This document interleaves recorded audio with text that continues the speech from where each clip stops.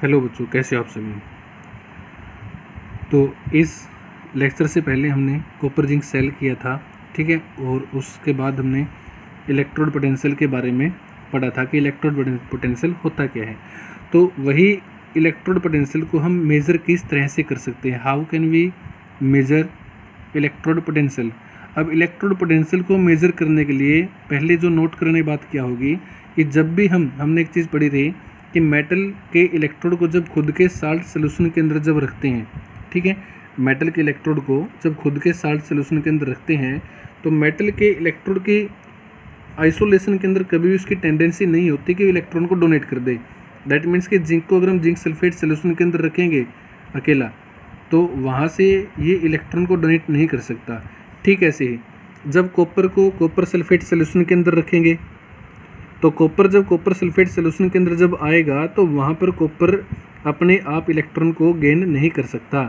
वो कब तक नहीं कर सकता, जब तक हमारा कॉपर किसी भी रिलेटिव इलेक्ट्रोड के साथ ना जुड़ा होगा, ठीक है। किसी दूसरे इलेक्ट्रोड के साथ नहीं जुड़ेगा तब तक ये कॉपर या फिर ये जिंक इनके अंदर से इलेक्ट्रॉन का लूज या इलेक्ट्रॉन का गेन नहीं हो सकता। और जब तक ये इलेक्ट्रॉन को गेन या इलेक्ट्रॉन को लूज नहीं करेंगे तब तक हम इनकी इलेक्ट्रोड पोटेंशियल को मेज़र नहीं कर सकते। तो इसी के ऊपर बात करते हैं कि इलेक्ट्रोड पोटेंशियल को हम किस तरह से मेज़र करेंगे। तब मेज़र करने के लिए हमने किसी न किसी दूसरे एक रेफरेंस इलेक्ट्रोड की ज़रूरत पड़ेगी और वो रेफरेंस इलेक्ट्रोड क्या है आपका स्टैंडर्ड हाइड्रोजन इलेक्ट्रोड, ठीक है। तो स्टैंडर्ड हाइड्रोजन इलेक्ट्रोड को हम एज ए रेफरेंस इलेक्ट्रोड की तरह बिहेव करते हैं, ठीक है। क्यों करते हैं, अभी हमने बताया था कि कभी भी आपका इलेक्ट्रोड जो आइसोलेशन के अंदर होगा, आइसोलेटेड होगा या अकेला होगा तो वो अकेला अपने आप कभी इलेक्ट्रॉन को लूज या गेन नहीं कर सकता। अगर आपने एक इलेक्ट्रोड की कोई भी एब्सोल्यूट पोटेंशियल इलेक्ट्रोड पोटेंशियल निकालना है तो उसके लिए आपने एक रिलेटिव इलेक्ट्रोड का यूज करना होगा और वो रिलेटिव इलेक्ट्रोड कौन सा होगा आपका स्टैंडर्ड हाइड्रोजन इलेक्ट्रोड। कौन सा होगा स्टैंडर्ड हाइड्रोजन इलेक्ट्रोड, ठीक है। जिसको शॉर्ट फॉर्म के अंदर कई बार पेपर के अंदर पूछा जाता है कि what you mean by SHE।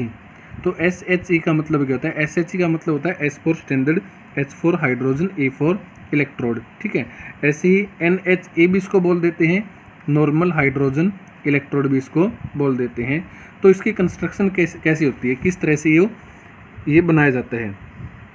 तो बिकर के अंदर सबसे पहले क्या लिया जाता है, 1 मोलर HCl सोल्यूशन उसके अंदर यूज़ किया जाता है और साथ में उस 1 मोलर HCl सोल्यूशन के अंदर हम एक प्लेटिनम फॉइल का टुकड़ा उसके अंदर डीप करते हैं। क्या करते हैं, एक प्लेटिनम फॉइल का टुकड़ा उसके अंदर हम डीप करते हैं। अब प्लेटिनम फॉइल का काम क्या होगा, प्लेटिनम फॉइल का काम होता है यहाँ पर कि वो प्लेटिनम फॉइल जो होता है ना वो स्मूथली इलेक्ट्रॉन का ट्रांसफर, ठीक है।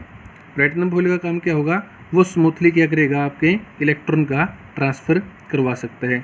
यहाँ पर हम देखें कि इस SHE के अंदर हम हाइड्रोजन गैस की बबलिंग भी करवाते हैं।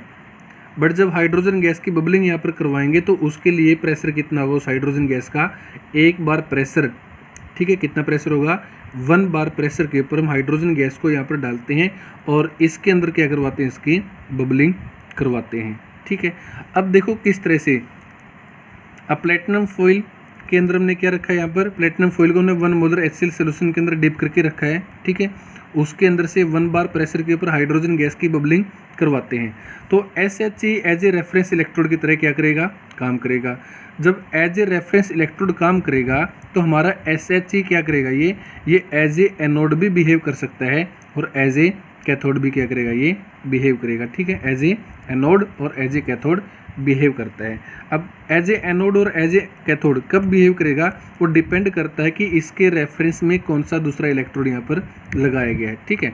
अगर इसके रिलेटिव में दूसरा इलेक्ट्रोड, मतलब कि अंडर इन्वेस्टिगेशन जो दूसरा जो इलेक्ट्रोड होगा, अगर दूसरा electrode as a anode behave करता है, ठीक है, अंडर इन्वेस्टिगेशन जो इलेक्ट्रोड इसके साथ लगेगा अगर वो एज ए एनोड बिहेव करेगा तो हमारा SHE बिहेव करेगा एज ए कैथोड, ठीक है।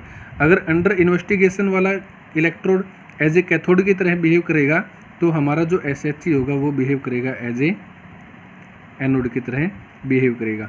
इसलिए हमारे पास जो SHE जो होता है ना, ये एज ए कैथोड और एज ए एनोड दोनों तरह से बिहेव कर सकता है, ठीक है। तो पेपर में कंस्ट्रक्शन पूछ ली जाती है कई बार इसकी। तो कंस्ट्रक्शन में आपने यही बताना है कि हम इसके अंदर प्लेटिनम फॉइल का यूज़ करते हैं, जिसको 1 मोलर HCl सोल्यूशन के अंदर डिप करते हैं और इसके अंदर से हाइड्रोजन गैस को 1 बार प्रेशर के ऊपर बबल्ड किया जाता है। ठीक है, प्लेटिनम फॉइल का यूज़ क्यों किया जाता है? क्योंकि प्लेटिनम फॉइल स्मूथली इलेक्ट्रॉन का ट्रांसफ़र कर सकता है, इसीलिए हम यहाँ पर प्लेटिनम फॉइल का यूज़ करते हैं। ठीक है, SHE किस तरह से यूज़ करेगा? SHE एज ए कैथोड और एज ए एनोड दोनों तरह से बिहेव कर सकता है।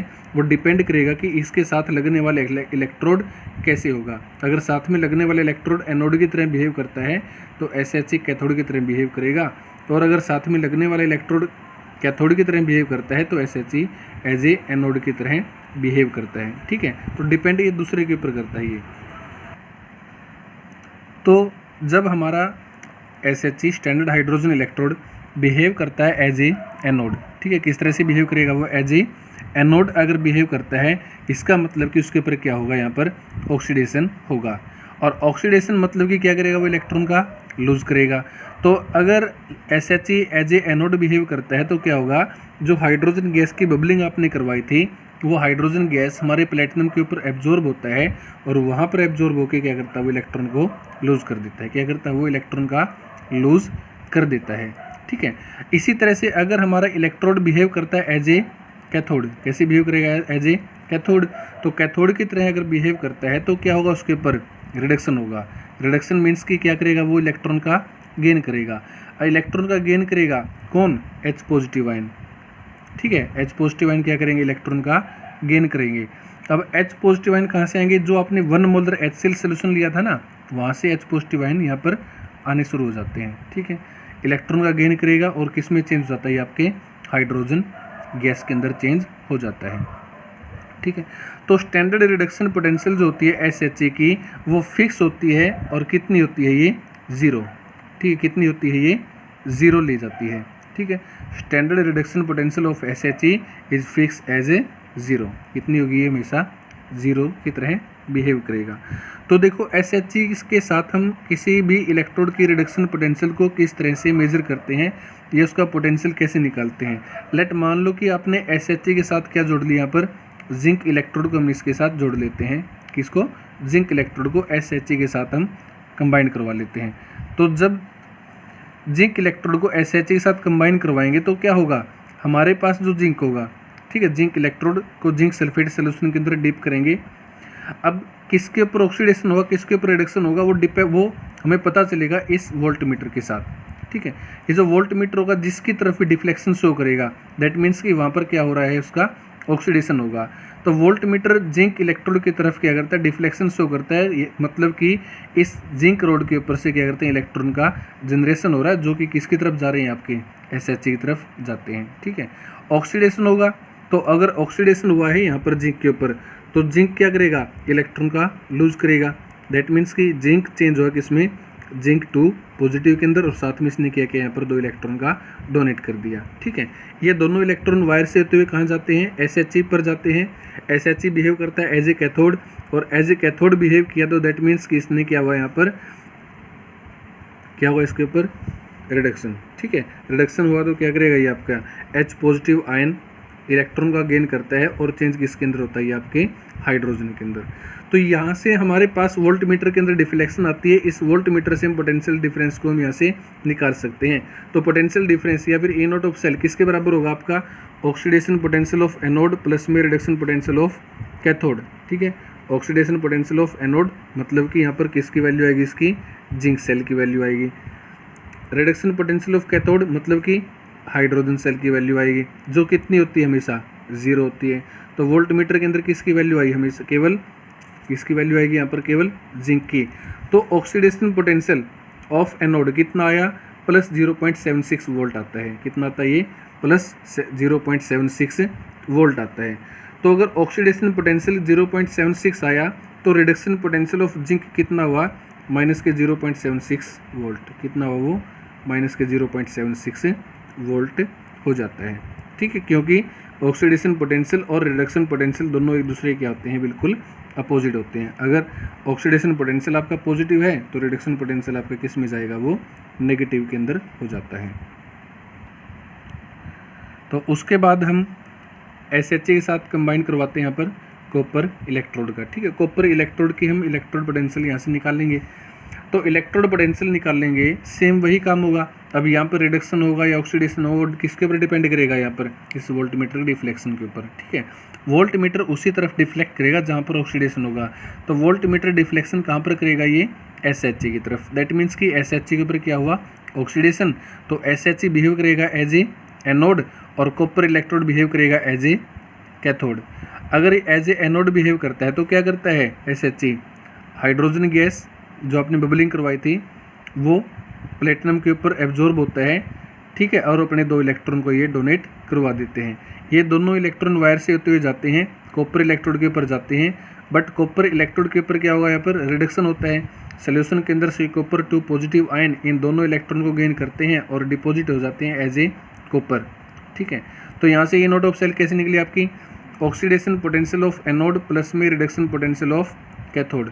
Oxidation potential of anode, anode किसका है, हाइड्रोजन का। दैट मीन्स वैल्यू कितनी उसकी 0 plus reduction potential of cathode, reduction potential, reduction किसका होगा यहाँ पर, कॉपर का। कितना वैल्यू आती है इसकी, वोल्ट मीटर के अंदर जितनी वैल्यू आएगी वो केवल किसकी होगी, कॉपर की, क्योंकि हाइड्रोजन की तो कितनी होती है 0, जो कितना है आपका प्लस 0.34 वोल्ट, ठीक है। तो रिडक्शन पोटेंशियल ऑफ कॉपर कितना होगा, प्लस 0.34 वोल्ट। तो ऑक्सीडेशन पोटेंशियल ऑफ कॉपर कितना होगा, माइनस के 0.34 वोल्ट, क्योंकि ये दोनों एक दूसरे के अपोजिट होते हैं, ठीक है। तो यहाँ से क्या निकला हमारा, जिंक का रिडक्शन पोटेंशियल कितना होगा, माइनस के 0.76 वोल्ट। कॉपर का रिडक्शन पोटेंशियल कितना होगा, प्लस 0.34 वोल्ट, ठीक है।